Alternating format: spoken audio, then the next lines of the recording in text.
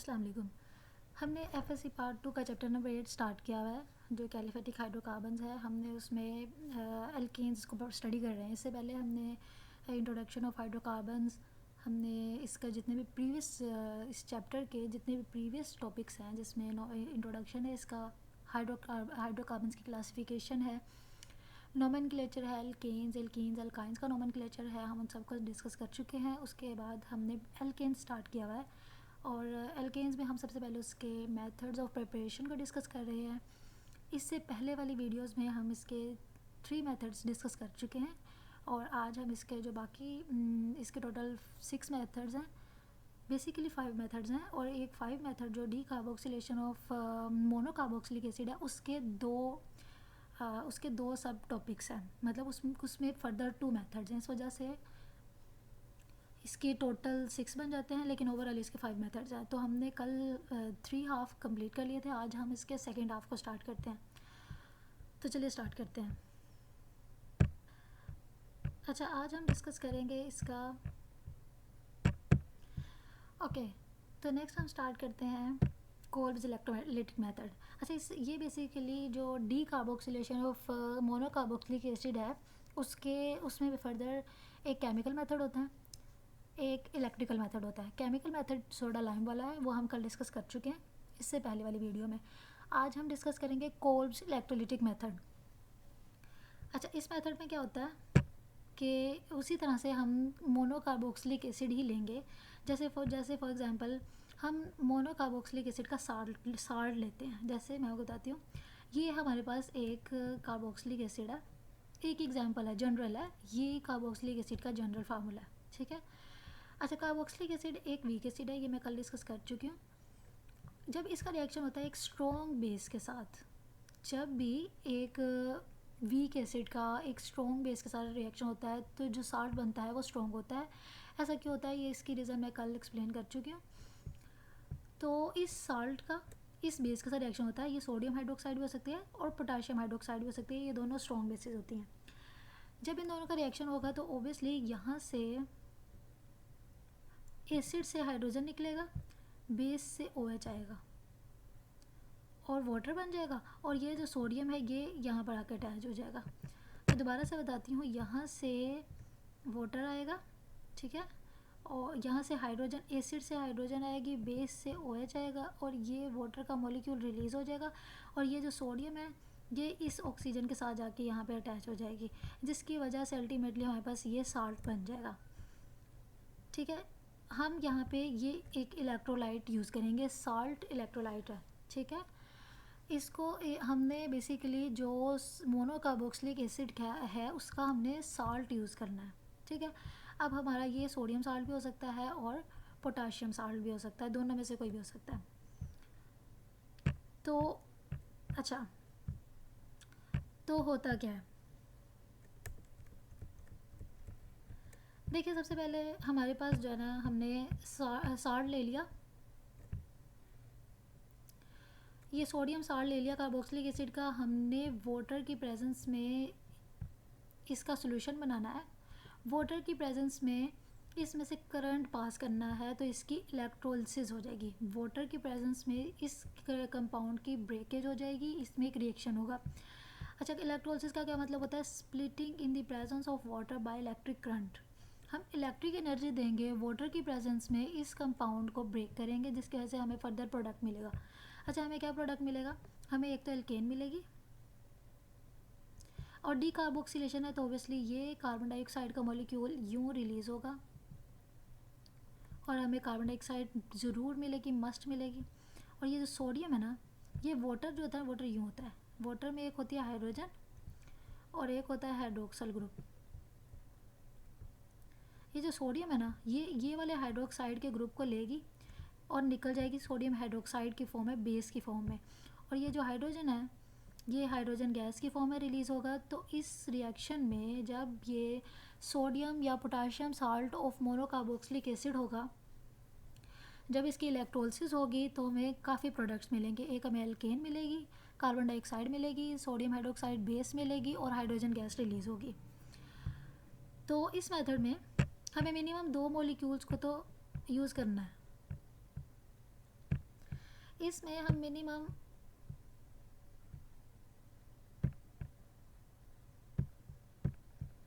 इस मेथड में हमें मिनिमम 2 इसके मॉलिक्यूल्स को तो यूज़ करना है, ठीक है। जब हम 2 मॉलिक्यूल्स को यूज़ करेंगे तो ये आर है एक मॉलिक्यूल का, और दूसरे देखें ये 2 लिखा हुआ है ना, तो दूसरे का भी आर अटैच होगा, और हमें ये दोनों आर जो है वो मिल के हमें जो एल्केन देंगे वो सिमेट्रिकल होंगी। सिमेट्रिकल का मतलब पता है, जैसे फॉर एग्जांपल हमारे पास है HCH3 और दूसरी एल्केन से भी फॉर एग्जांपल CH3 आ रहा है, मतलब कि सेम मॉलिक्यूल आए दोनों साइड से। अब एक एल्केन का इस मॉलिक्यूल में से भी CH3 मिला है, इसी तरह के दूसरे मॉलिक्यूल से भी CH3 मिला है, तो जो एल्केन बनेगी वो सिमेट्रिकल होगी। तो इस मेथड से हमें जो एल्केन्स प्रोड्यूस होती हैं वो सिमेट्रिकल होती हैं, produces high number of carbon containing alkane. अच्छा, इसमें वो एल्केन्स प्रोड्यूस होते हैं जिसमें कार्बन के कंटेंट ज़्यादा होता है, यानी जिनका मॉलिक्यूलर मास ज़्यादा होता है। ऐसा क्यों होता है? क्योंकि एक आर यहाँ से भी आएगा, एक आर दूसरे से आएगा, तो ओबियसली जो मॉलिक्यूल फाइनल प्रोड्यूस होगा उसमें अल्केन का नंबर ज़्यादा होगा, इस वजह से कार्बन का नंबर ज़्यादा होगा। इस वजह से ये मेथड यूज़ होता है high number of carbon containing alkane को प्रोड्यूस करने के लिए। अच्छा, इसमें चूँकि दोनों तरफ से आर और आर ग्रुप आएगा, एक आर इसका आएगा, एक दूसरा आर आएगा, तो ओबियसली इस मेथड में हम मीथेन प्रोड्यूस नहीं कर सकते। क्यों नहीं कर सकते? क्योंकि मीथेन एक कार्बन है, एक कार्बन वाला, तो इसमें मॉलिक्यूल मिनिमम जो यूज़ होने हैं वो 2 होने हैं, तो इस वजह से मीथेन इसमें प्रोड्यूस नहीं हो सकती। अच्छा, इसमें एक चीज़ आप याद रखिएगा, इसमें एसेंट ऑफ चेन है, जैसा हमने पहले मेथड में देखा था कि डिसेंट ऑफ चेन होता है, इसमें एसेंट ऑफ चेन है। किस तरह से एसेंट ऑफ चेन है? देखें, जब इनिशियली मैंने एक वो मॉलिक्यूल यूज़ किया जिसमें 2 कार्बन थे, तो जो मुझे फाइनल फॉर एग्जांपल इसमें 2 कार्बन थे ना, ये कार्बन डाइऑक्साइड की फॉर्म में रिलीज़ हो गई। अगर सपोज करें यहाँ पे CH2 CH3 होता, यहाँ पे सपोज करें ये इस तरह से होता कि ये कार्बन इसकी एसिड की है और यहाँ पे साथ में CH2 अटैच है, और यहाँ पे CH3 अटैच है।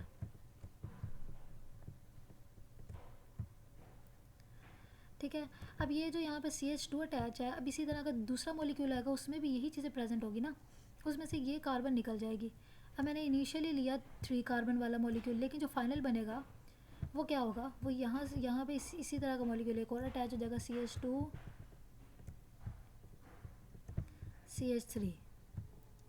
ठीक है, तो मैंने रिएक्टेंट में स्टार्ट में तो देखें मेरे पास एक मॉलिक्यूल था जिसके अंदर था ये 3 कार्बन थी। ठीक है, ये 3 कार्बन थी, लेकिन मैंने इस तरह के 2 मॉलिक्यूल यूज़ करने थे। अब दोनों में से ये वाली कार्बन तो निकल जाएगी, इसमें भी ये वाली कार्बन होगी, वो निकल जाएगी, लेकिन इनिशियली मैंने मिनिमम 3 कार्बन वाली यूज़ की मॉलिक्यूल को यूज़ किया, 3 कार्बन वाले मॉलिक्यूल को, और मुझे प्रोडक्ट में 4 मॉलिक्यूल वाला कंपाउंड मिला। ये देखिए 4 मॉलिक्यूल वाला कंपाउंड मिला। ठीक है, तो इसका क्या मतलब है, ये क्या है, एसेंट ऑफ चेन है। इसमें जो प्रोडक्ट में होता है, प्रोडक्ट में अल्केन जो है उसका कार्बन की कंटेंट ज़्यादा होगा then number of carbon in reactants. इसमें एसेंट ऑफ चेन होगा, और प्रोडक्ट में जो हमें एल्केन मिलेगी उसमें कार्बन जो होंगे वो ज़्यादा होंगे एज़ कम्पेयर टू रिएक्टेंट। इसमें जो यूज़ होंगे उससे ज़्यादा होंगे। क्यों? क्योंकि इससे इस तरह के 2 मॉलिक्यूल आपस में कंबाइन होंगे तो हमारी एल्केन बनेगी। तो ओबियसली जब 2 मॉलिक्यूल मिलेंगे तो फिर उसमें जो प्रोडक्ट है उसमें कार्बन के कंटेंट ज़्यादा होंगे। अच्छा, ये सिंथेटिकली ये वे जो है ये लिमिटेड है, एप्लीकेशन इसकी लिमिटेड है। उसकी वजह ये है कि इसमें बहुत ज़्यादा साइड प्रोडक्ट्स प्रोड्यूस होते हैं। अच्छा, हमारा मेन मकसद है ये एल्केन प्रोड्यूस करना, हमारा मेन मकसद सिर्फ ये प्रोड्यूस करना है, लेकिन ये जो साइड में कार्बन डाइऑक्साइड, सोडियम हाइड्रोक्साइड और हाइड्रोजन मिल रही है, ये साइड प्रोडक्ट्स हैं, ये साइड प्रोडक्ट्स हैं, और ये बहुत ज़्यादा प्रोड्यूस हो रहे हैं। एल्केन तो हमें मिल रही है, इसमें सिमेट्रिकल एल्केन भी मिल रही है, हाई कंटेंट वाली एल्केन भी मिल रही है, लेकिन चूँकि साइड प्रोडक्ट बहुत ज़्यादा है, इस वजह से फिर जब साइड प्रोडक्ट्स ज़्यादा होते हैं तो हमारे यूज़फुल प्रोडक्ट को सेपरेट करना डिफ़िकल्ट होता है, और ये रिएक्शन जो होता है वो इतना कॉस्ट इफ़ेक्टिव नहीं होता कि हमने जितनी रिएक्टेंट्स ऐड किए होते हैं, हमें प्रोडक्ट में क्वांटिटी में बहुत सारे बाय प्रोडक्ट्स भी मिल रहे होते हैं, तो हमारी जो मेन प्रोडक्ट होती है वो कम हो जाती है। इस वजह से ये हम सिंथेटिकली ये मेथड इतना यूटिलाइज़ नहीं होता है, ये लिमिटेड इसकी एप्लीकेशन है। अच्छा, अच्छा, अब इस प्रोसेस में जिसमें हम कार्बोक्सिलिक एसिड के साल्ट को यूज़ करते हैं और अल्केन और ये सब प्रोड्यूस कर रहे हैं, जिसमें कार्बन डाइऑक्साइड, सोडियम हाइड्रोक्साइड और हाइड्रोजन है, तो इसका बेसिकली मैकेनिज़्म क्या है? तो हम इसका मैकेनिज़्म डिस्कस करते हैं। अच्छा, जो एल्केन है इसका जो मैकेनिज़्म होता है वो फ्री रेडिकल मैकेनिज़्म होता है। तो सबसे पहले इसका होगा कि हमारे पास, जैसे मैंने पहले आपको बताया, सोडियम साल्ट भी ले सकते हैं, पोटाशियम साल्ट भी ले सकते हैं। तो मैंने जनरल में जब एग्जांपल बताई तो मैंने सोडियम साल्ट की एग्जांपल बताई। तो अब मैं इस पोटाशियम साल्ट को स्पेसिफिक में डिस्कस करती हूँ। जैसे हमारे पास सपोज़ करें ये पोटाशियम साल्ट ऑफ इथेनोएट है, एसिड है, ठीक है। मतलब ये कह लें कि आप जो हमारे पास फैटी एसिड है वो उस, जो हमारे पास कार्बोक्सिलिक एसिड है वो इथेनोइक एसिड है, उसका हमने साल्ट लिया, उसका हमने पोटाशियम साल्ट लिया, ठीक है। अब मैंने आपको बताया था कि हमने 2 रिएक्टेंट्स यूज़ करने हैं, 2 मॉलिक्यूल इसके यूज़ करने हैं मिनिमम। वाटर की प्रेजेंस में इसकी स्प्लिटिंग होगी, और इसकी स्प्लिटिंग कैसे होगी? इसकी स्प्लिटिंग होगी यहाँ से, ये ऑक्सीजन और पोटाशियम का बॉन्ड ब्रेक हो जाएगा, पोटाशियम के दोनों मॉलिक्यूल सेपरेट हो जाएंगे, और ये एनाइन और कैटाइन सेपरेट हो जाएंगे। अब हमारे पास ये जो साल्ट है, ये जो साल्ट था इसका एनाइन सेपरेट हो जाएगा, ठीक है।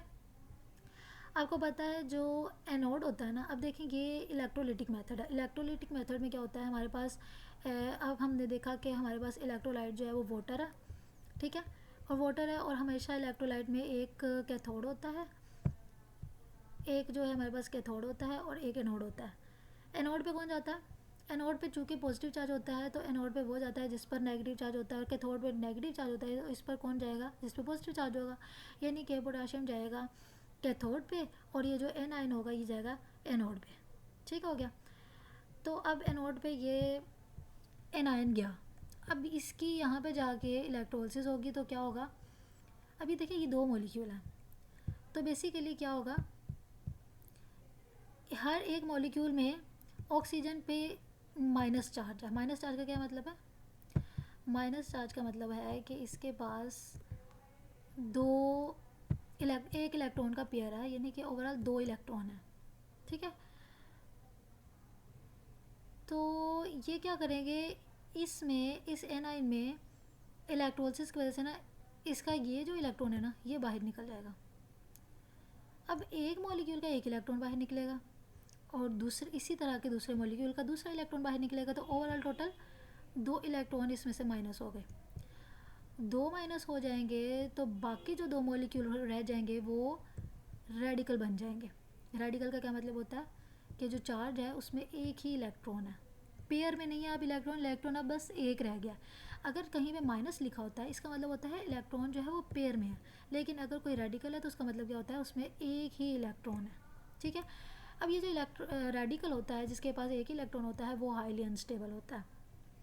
अच्छा, अब ये जो 2 इलेक्ट्रॉन निकल जाएंगे तो ये रेडिकल क्या करेगा, ये फर्दर रिएक्शन में जाएगा, ठीक है।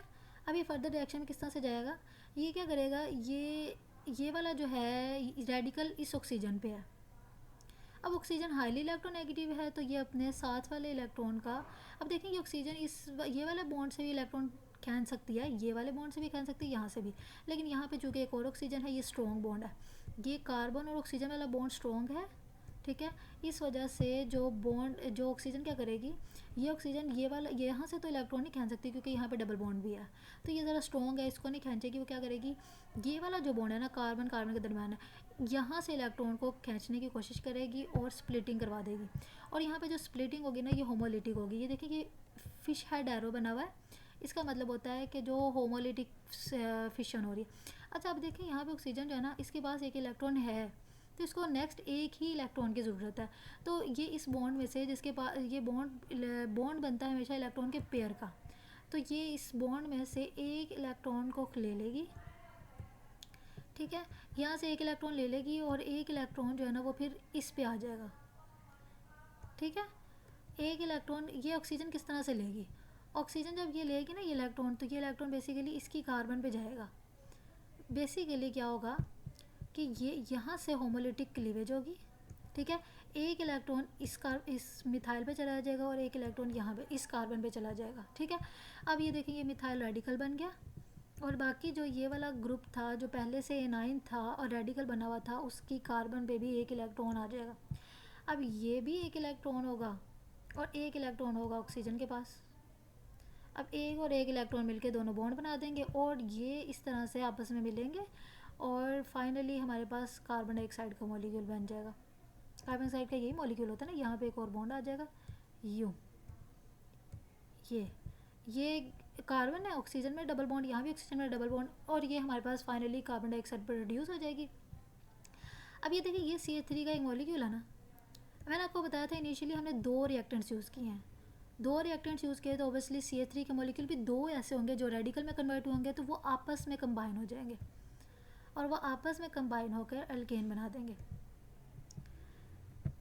ठीक है, ये जो कार्बन डाइऑक्साइड थी इसने ये जो मॉलिक्यूल था ये वाला, ये एक हाफ कार्बन डाइऑक्साइड निकल गया और दूसरा हाफ दोनों मॉलिक्यूल्स में से ही कार्बन डाइऑक्साइड निकली है। ये कार्बन डाइऑक्साइड के दो मॉलिक्यूल निकले हैं और जो ये वाले थे ये दोनों मॉलिक्यूल्स ने आपस में मिलके एल्केन प्रोड्यूस किया। ठीक हो गया, ये सारा रिएक्शन होता है एनोड पे। अब हम चलते हैं कैथोड पे। कैथोड पे कौन जाएगा? ये पोटाशियम। अब आप देखें इसमें से दो इलेक्ट्रॉन भी तो प्रोड्यूस हो रहे हैं ना। अब ये दोनों जाएंगे कहाँ पे? ये तो सोल्यूशन में, ये इलेक्ट्रॉन जो है सोल्यूशन में चले गए और ये जो पोटाशियम है ना ये कैथोड पे चला गया। अब कैथोड पे क्या होगा? कैथोड पे ये होगा कि देखिए सोल्यूशन में हमारे पास वाटर भी है, दो इलेक्ट्रॉन भी हैं। ये दो इलेक्ट्रॉन क्या करेंगे? वाटर की हाइड्रोलिसिस करवा देंगे। मैंने आपको बताया था वाटर जो है वो इस फॉर्म में होता है।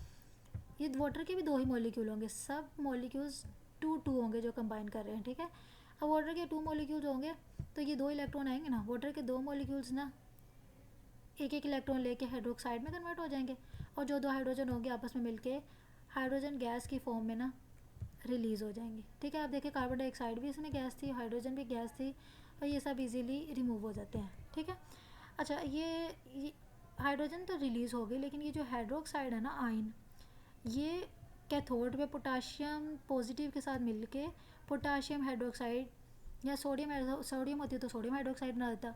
तो देखिए पहले एनोड पे क्या बना? एनोड पे कार्बन डाइऑक्साइड और हमारा प्रोडक्ट बना और कैथोड पे हाइड्रोजन गैस और पोटाशियम हाइड्रोक्साइड बनेगी। अच्छा, ये इस तरह से ओवरऑल ये इस तरह से बेसिकली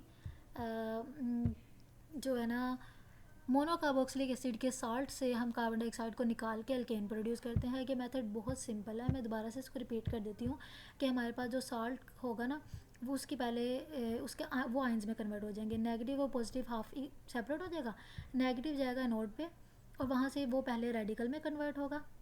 रेडिकल से क्या करेगा वो, ये अपना इस साइड वाला बॉन्ड इधर शिफ्ट करके कार्बन डाइऑक्साइड के मॉलिक्यूल को निकाल देगा और ये जो अल्केन होगी ना ये बाकी ये आपस में मिलकर अल्केन प्रोड्यूस कर देगी। सिंपल, वो इतना कोई डिफ़िकल्ट नहीं है ये।